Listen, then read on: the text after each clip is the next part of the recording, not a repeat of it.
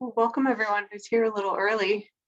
We're just going to wait a couple more minutes until we hit 12 here, and then we'll get started.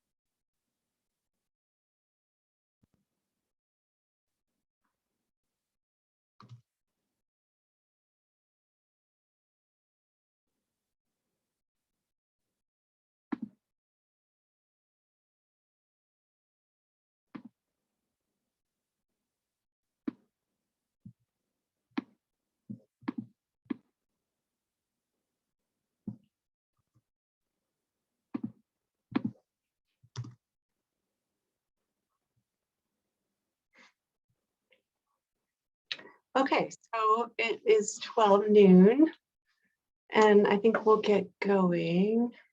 Just check and see. I think I might give it one more minute. Is that okay with you, Kerri? Okay.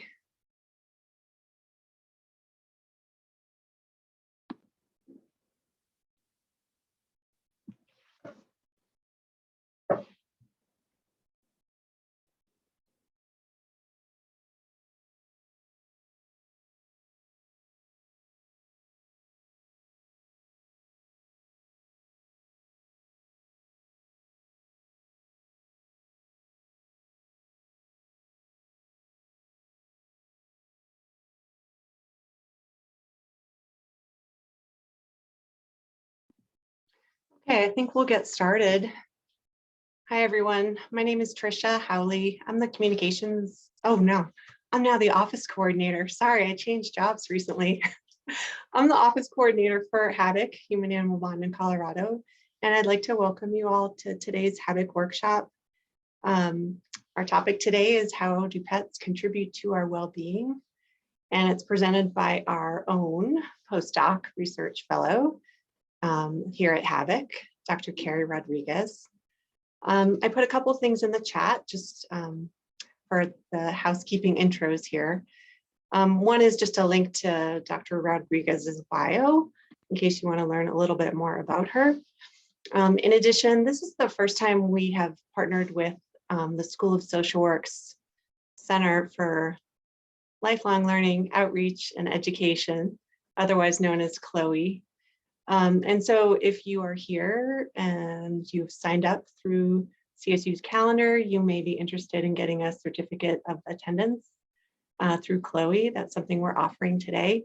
If you haven't done that, that's totally fine. I put a note in the chat and you can reach out to Chelsea France, who's coordinating those certificates, and she'll hook you up with that. And with that, oh, one more thing. We'll have a short survey at the very end of the presentation, and I'll throw that link in the chat closer to the end. And we'd really appreciate if you it's probably going to take about 3 minutes, just to let us know how we're doing and how we can improve these workshops in the future. So with that, I'm going to turn it over to Dr. Kerri Rodriguez.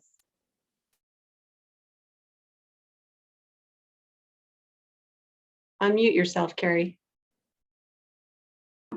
Thank you. Hello, everyone. Thank you for having me. Today's topic is a fun one. So I hope that it's fun and engaging and maybe you'll learn something. We're going to talk today about how pets benefit our well-being in terms of resilience, and talking a little bit about the research and what the research says about how pets benefit our overall well-being. So this talk is part of the School of Social Work Month, which is the whole month of March. And if you're not familiar, we've been having talks all month, and the theme is time to build resilience. Resilience, of course, referring to our ability to adapt and overcome adversity, trauma, or significant stress. And we talk about different ways to build resilience.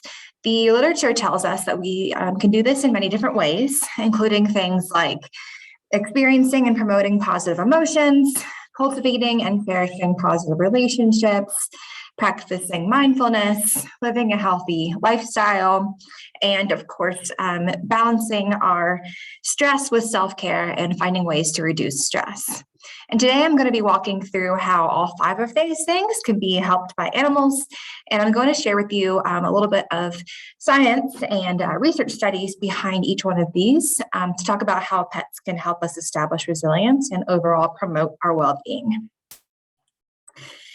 So to start off, we know that promoting positive feelings such as joy, gratitude, and love can broaden our mindset, help us focus on the positives instead of the negatives, and overall promote growth and resilience. And of course, anyone who has a pet knows that they're really good at promoting positive emotions. I don't know about you guys, but my pets provide me with endless entertainment and amusement on a daily basis. I feel like there's always a reason to laugh and smile at them. And also that feeling of being greeted at the door by my dog at the end of a really long day and getting those cuddles with my cat are a really important part of kind of like keeping me going, especially when I'm stressed. In addition to those feelings of positive emotions, we also have research to suggest that interacting with pets can actually produce feel-good hormones on a biological basis. So in a Hallmark 2003 study, researchers invited 18 dog owners and their dogs of all different types of breeds into the lab, and they collected physiological samples from them while they interacted with their dogs in a positive way. And the positive interactions were about 20 minutes long, and they talked softly to their dog, they petted them, they did a little bit of low-key playing and scratched the dog's body and ears. What they found was that the owners experienced significant improvements in their biological correlates of happy hormones and neurochemicals, including increases in beta endorphins. Endorphins really important for our reducing pain and decreasing anxiety.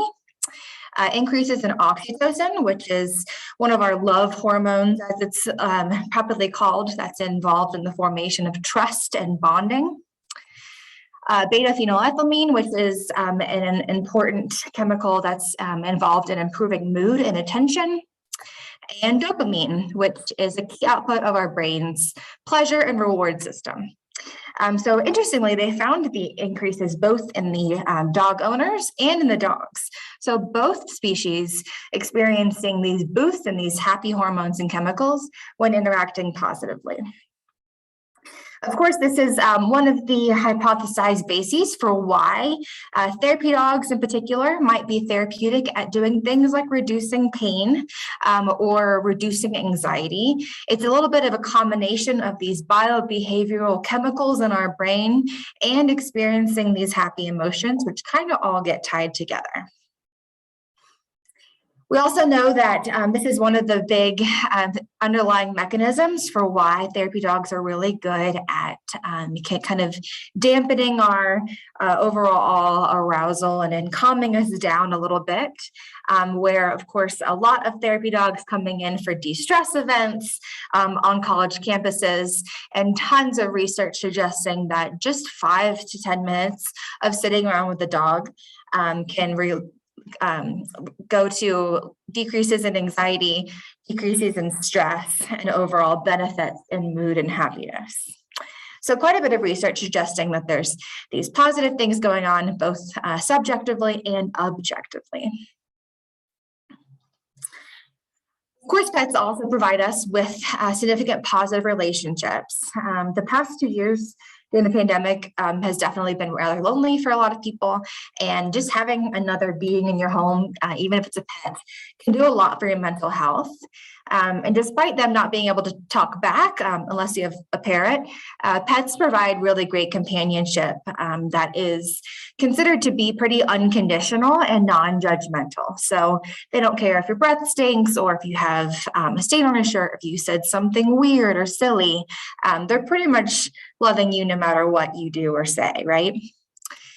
And this is potentially better than the human social support we get, because even our friends, family members will still be a little judgmental, right? However, animals are inherently non-judgmental. And there's been research specifically aiming to compare our relationships with pets to other humans in our lives. In this particular study, this research team recruited almost 1,000 dog owners from around the United States. And they asked, when you experience a range of negative emotions, such as being disappointed, feeling alone, feeling bad about yourself, or feeling overwhelmed, who do you turn to? And what the study found was that individuals, when they experience emotional distress, were more likely to turn to their pet dogs than to turn to their best friends, their children, their parents, or their siblings, right behind the spouses. So this is a really important finding. And one of the reasons for this might be that you can tell your secrets to your dog and they're still going to be there for you, right? And that non-judgmental social support is one of the really big benefits of animals. And this has actually been quantified in the lab as well. So in this study, researchers took a bunch of people into the lab setting and they stressed them out. And no, they didn't shock them. They did something a lot worse, which was that they put them in front of a crowd of people and they asked them to continuously subtract 17 from 2023 until they got to 0. And the crowd in front of them had the answers. And so if the individual made a mistake, they would get called out, stopped, and they would have to start back from 2023. This is actually a really common stressor that's used in psychology research. It's pretty much guaranteed to mount a stress response in like 98% of people. So your palms get sweaty, your heart rate goes up, you have an increase in these stress hormones. So this is a stressful task, and individuals did this either by themselves, with a friend of their choice, or with a 7-year-old female golden retriever present. And what they found was that those who completed this stressful task with the dog present not only had a lower heart rate both during and after doing the mental task, but also experienced less of a rise in cortisol, which is one of our stress hormones. So this study really kind of set the stage for a lot of research in this field, looking at how dogs might be inherently better at being there for us than maybe friends and family do, largely because of that non-judgmental, unconditional love. And this has actually been replicated in children, where children who do this task, a little bit easier, but similar type of math task, with the dog present, experience less of a rise in stress than when they do it alone or even with their parent with them. So really tapping into that social support that dogs in particular are able to provide. Another way that dogs especially can help us cultivate positive relationships is by actually promoting healthy social interactions with others. Out in public, if you've ever been out on patio, dogs are great icebreakers. They make it easy to start conversations in a very safe and neutral way. Even if it's really brief and impersonal, like what kind of breed is that, it's still a social interaction. And this is actually really important for a lot of people that might be socially isolated or not often get that social interaction. And it's actually been quantified by objective research studies that actually will observe people with and without dogs present, same time of day, same social interaction, same person, and find that when the dog is present, the individuals receive much more smiles and much more social approaches than when they're alone. And this has been done also with individuals with disabilities. Like I said, those that might be at risk for social isolation, where we find this really significant improvement in how many people are talking to you with a dog versus without a dog.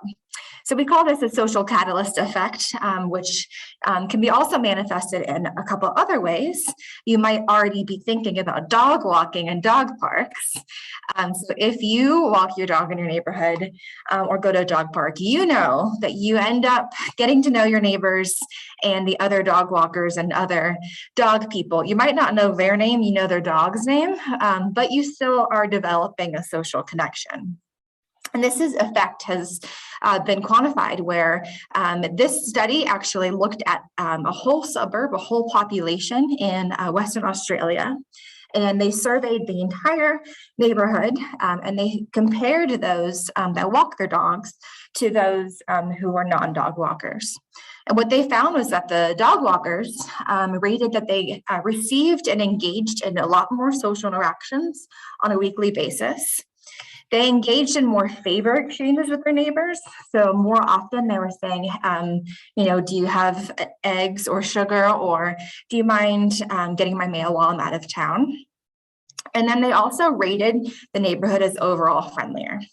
So this is a really good example of research that has tapped into the social catalyst effect of animals, especially dogs, in connecting us to others, which we know is incredibly important for our mental health and our overall well-being.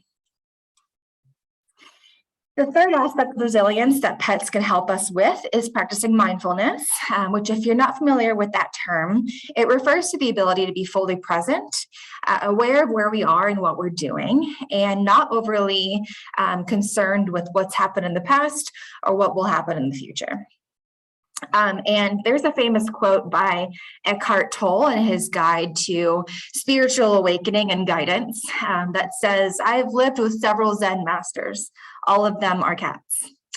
And if you spent much time at all with pets, especially cats, I feel, then you've witnessed their remarkable ability to just simply be. And in fact, animals are a really great model for mindfulness because they're pretty unconcerned with anything else that's happening besides right now. And when you interact with them by playing or petting or snuggling them, you can experience that same sense of presence. In fact, there's an entire new movement of mindfulness and meditation practices that are starting to include pets, largely because pets are playing a much more important role in our lives. Over half of all households have a pet dog, and about 75 to 80% of all households have a pet in general. So incorporating pets into our daily practices is now pretty common. And you can find guided meditations with your pets online and tons of articles on how to incorporate animals into meditation practices, where the goal is really to tune into the pet as you're self-reflecting and relaxing. But you don't need training to do this. Simply just being together with an animal and spending time in the moment and enjoying the presence of an animal can bring a lot of calmness and awareness.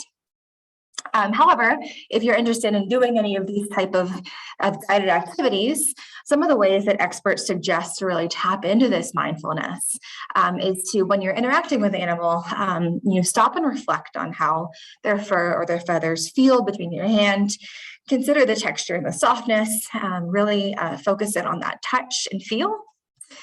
You could also notice their appearance and their behaviors. Watching bunnies eat is the most common thing ever to me. Really like honing in on what they're doing and how they look. And then especially great for horses and any sort of mindfulness with large animals is to really focus in on how they're breathing, listening to the heartbeat and listening to their overall breathing patterns and feeling their warmth. And if their breathing is slow enough, maybe even matching your breathing to theirs. So these are kind of more evidence-based practices of ways to be mindful and present when you're interacting with an animal to calm yourself down and be in the moment. And in fact, you might not even be realizing that you're doing this, but oftentimes this is one of the key mechanisms that happens when someone interacts with a therapy animal, especially during a stressful day. One of the hypotheses for why we think that therapy animals are so good at calming us down is because they are centering us in the present. And more importantly, they're distracting us from all of the other things going on. So just for 5 or 10 minutes, you can just focus on this golden retriever and not about the meeting you have in an hour or the email that was stressing you out this morning or any of the massive number of things on your to-do list. You can really just be centered and be present with an animal. And that is largely discussed as one of the key processes of action for why stroking a dog or a cat or another animal can really quickly lower your blood pressure and help you feel overall less stressed and more calm. Okay, so moving on to healthy lifestyle. This one's kind of easy because pets get us up and moving. The healthiest thing, of course, being exercise.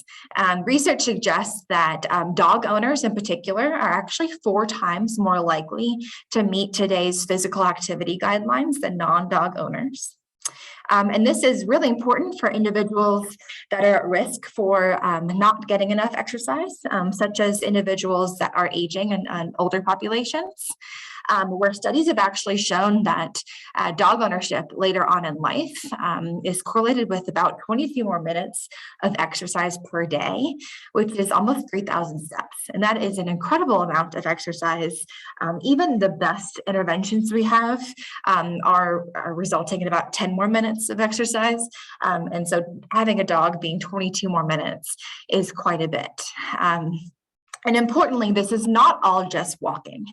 This is things like sit to stand transitions, where you're having a lot of sedentary behavior without a dog, but with the dog, you have to get up to feed them, refresh their water bowl, take them outside to go to the bathroom.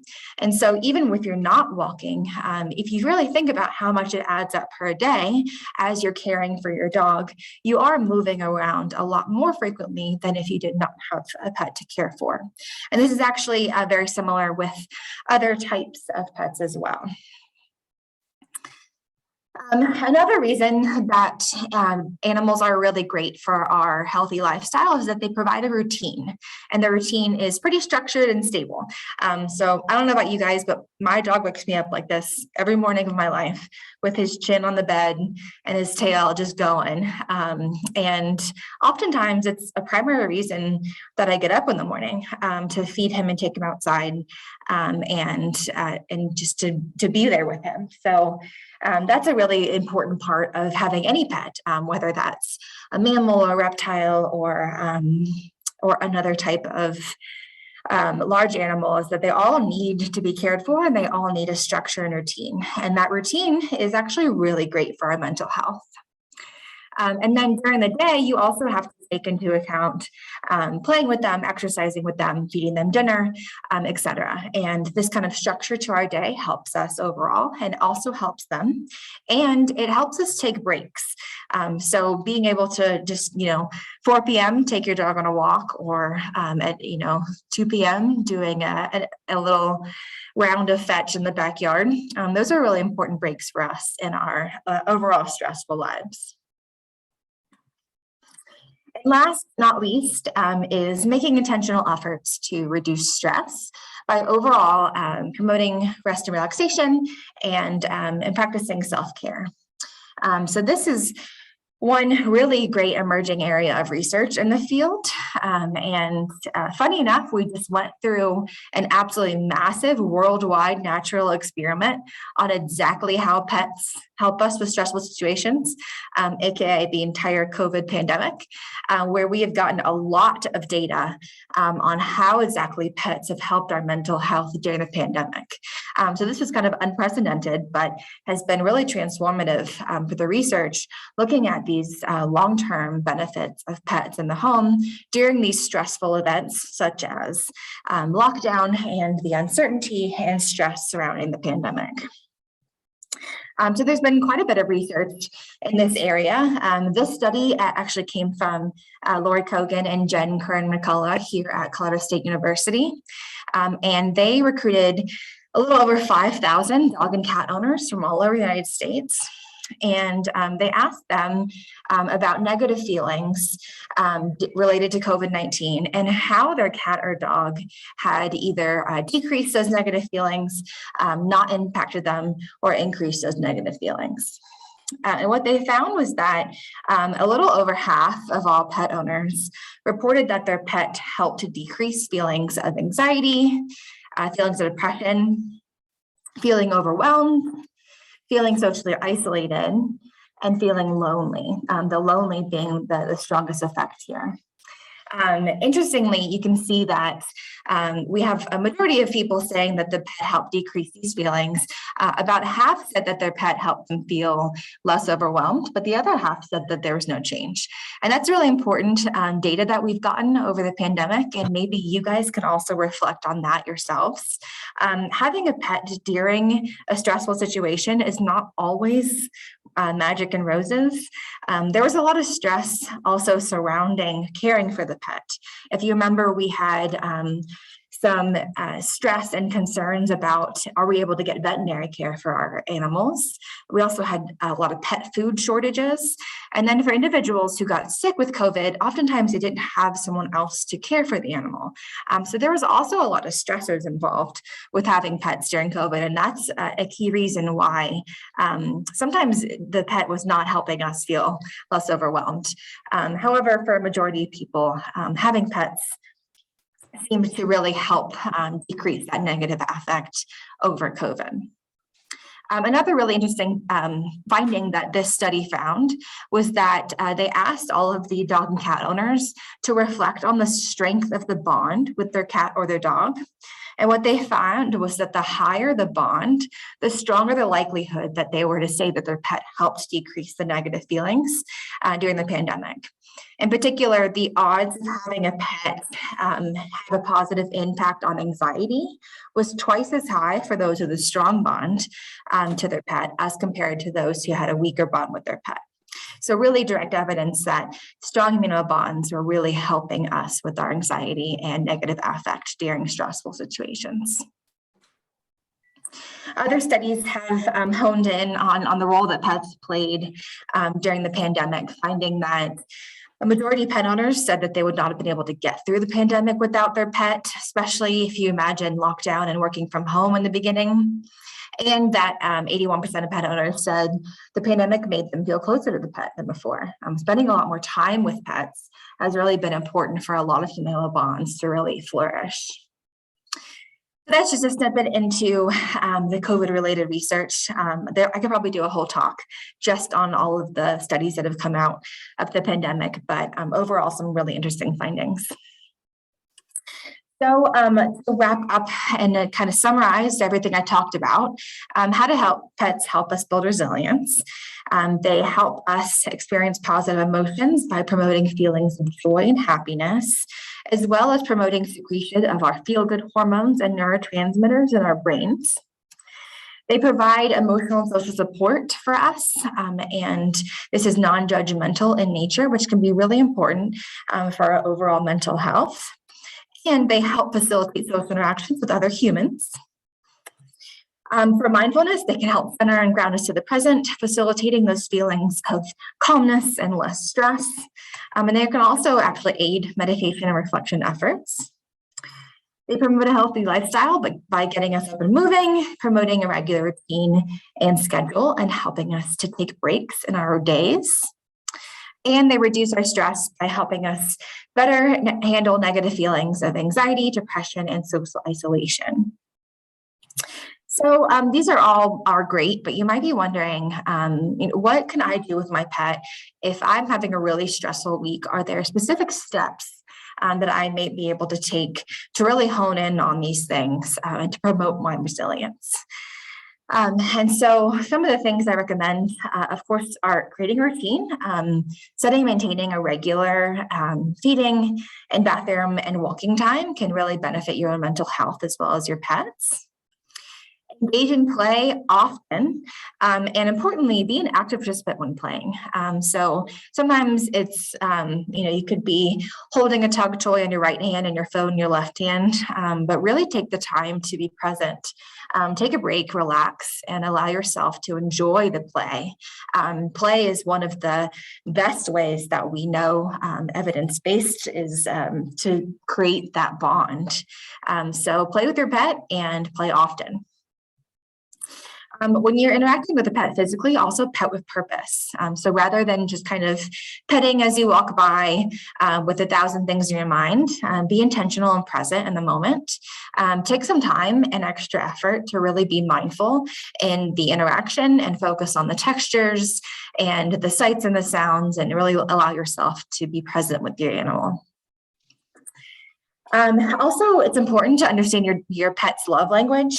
So my cat in particular does not really like to be cuddled very often. He's kind of a more standalone cat, but he does like to hang out on the couch with me and sleep at the foot of my bed and just kind of be present in the same room with me. So that's another really great way to channel that bond and be mindful, is to just slow down and spend some time relaxing together, whether it's napping in the sunshine or reading a book or doing a quiet activity together. And then, of course, everyone already knows this, but get outside, do something active, walks, hikes, go to a local park, or even just hang out in your own yard. Be present and intentional in the time that you spend outdoors, and really be grateful for the time that you're spending with your pet, because they are really lovely moments. And one of the biggest things to do is really just to put your phone down and maybe just take some time to reflect on the way that the birds are sounding in the trees, or the way that the wind is rustling the leaves, and experience those benefits of nature. So those are all things that you can do with your pet. So a really important question is, what if I can't have a pet or I don't have a pet? So if you have allergies, if you have landlord restrictions, for example, I didn't have pets all through graduate school because I couldn't afford them, and I was also traveling a ton. So are there ways that we can still harness these benefits if we don't personally have a pet? I thought you would never ask. Great question. One really great and easy way is to interact with therapy animals. If you're not aware, HABIC here at CSU has a ton of opportunities to interact with therapy dogs or therapy cats on the right. Here on CSU campus and in the community. Actually, we're having a de-stress event on Friday in the education building and out in the lawn. So take some time, come get some dog hair on your pants and get some time spent with a cat. And these are really great ways to kind of still be mindful and present and experience benefits of short-term animal interaction without taking them home at the end of the day. Another really great way to get involved is local animal shelters. So in grad school, I was a volunteer dog walker for the dogs that lived in the shelter. That was a great way to kind of keep me active and help the dogs. You can also help out in cat rooms. There's a really great role at one of the local Fort Collins shelters, is just being a socializer for cats and kittens that haven't had much human interaction. That's a really great job. And it's a really great way to add some purpose and meaning into your life if you're a big animal lover but can't have pets of your own. So that's another option. Of course, you can also ask a friend and family member if you can pet sit or just walk their dog on Wednesdays. That's another really easy way to kind of get animal interaction, is through friends and family members. And then one thing that I like to remind people of is, like, if you're having a crappy day, there's like approximately 500 million hours of animal content on the internet. So those help. And you can even attend a festival such as this one, which is the annual Internet Cat Video Festival, which draws tens of thousands of people each year. And they all come together to just watch cat videos and rate them and give them awards. So there's a whole plethora of laughter and joy and potentially stress reducing feelings of watching videos like these as well. And then the last thing I wanted to touch on is, I talked a lot about dogs today. That's where my research lies, and a little bit about cats, but there's tons of different pets out there. And we know that they're all beneficial in different ways, and that one pet might be more beneficial for your lifestyle than others. Something like a fish or a gerbil might be more conducive than a dog, which is pretty high maintenance. So there's different types of pets that might be suited for your needs. For individuals that don't want to take care of anything in life, there's a whole new field of robotic pets as well, that's kind of taken over, especially in Eastern countries. And then one of my favorite recommendations for people that are really animal loving, but can't really care for an animal due to disabilities or due to age or other types of limitations is to harness the power of wildlife. Put a bird feeder up into your window or your backyard. It's a really easy thing to do in apartments and almost any type of living, whether that's city or farm living, and really focus in on wildlife interactions as part of your mindfulness and resilience rather than pets. So there's tons of different ways, and I hope that you guys will all go home and connect with the pet tonight or at the therapy event on Friday. And I just wanted to end by showing my babies and my contact information. If you're interested in talking about all things dogs and human bond research, I'm always happy to chat, and follow me on Twitter if you want to learn more about dog research. Thanks guys so much.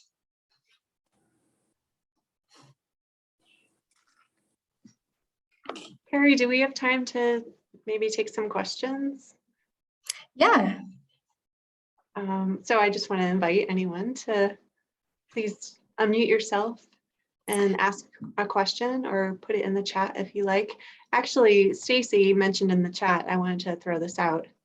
A really good point for interacting with animals if you don't own any currently is to foster. Because as she said, all of the pets, none of the expenses, which is really true. Fostering is also really great for kind of like trying things out. So we fostered quite a bit of cats before the one in the picture really clinged to my German Shepherd. So it's also a great way to kind of get that perfect fit for an animal. Yeah, I appreciate the snake love in this room right now too. They're like surprisingly warm and heavy, like their weight is really comforting. Absolutely.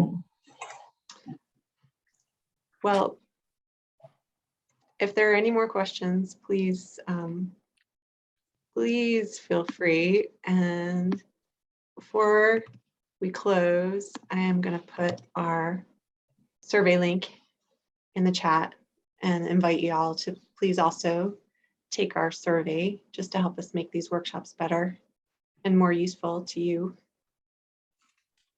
And we do read every single one. Thank you so much for doing that.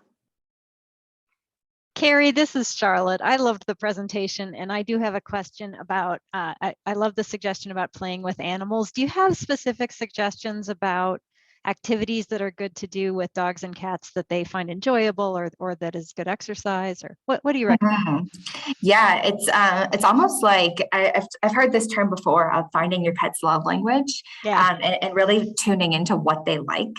So my German Shepherd comes from like a working police line, and all he wants to do all day long is just like use his nose and do detection. So we do a lot of find its and hide its. Other dogs might not be as into that game and might really enjoy other types of games like fetch. So really trying a lot of different types of activities is really important. And then giving your dog something new.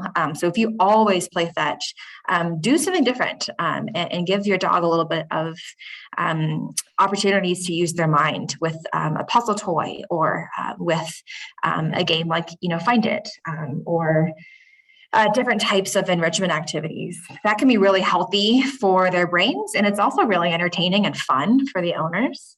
And then another really great thing that everyone, like every dog behaviorist, will always say to do is like practice training, even if it's tiny stuff. So, brush up on obedience, but also, teach a really fun trick, something silly that makes you smile. You can always take your dog on walks and do positive activities in socializing types of training ways. So going to Home Depot and giving retro treats. The opportunities are really just endless, but all you want to do is just make it positive in whatever way makes sense for you and your dog and your lifestyle. Thank you.